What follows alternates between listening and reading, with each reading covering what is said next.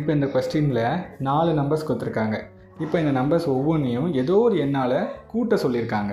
அப்போ எனக்கு எந்த எண்ணுன்னு தெரியாது, அதனால் அது எக்ஸ்ன்னு வச்சுக்கிறேன். அப்போ 6 + x 14 + x 18 + xன்னு எழுதிக்கிறேன். எழுதிக்கிட்டு கூட்டினால் ஒரே விகிதாசாரம் கிடைக்கும்னு இருக்கான். ஸோ இந்த விகிதாசாரம் நான் என்னன்னு சொல்லிடுறேன்.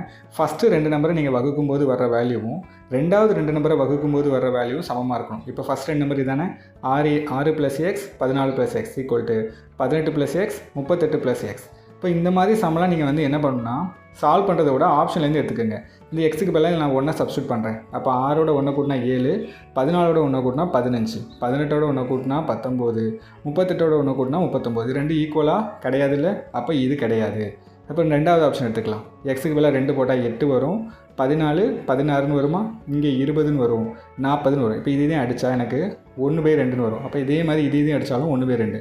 இது ரெண்டும் சமம் தானே, அப்போ ஆப்ஷன் பி தான்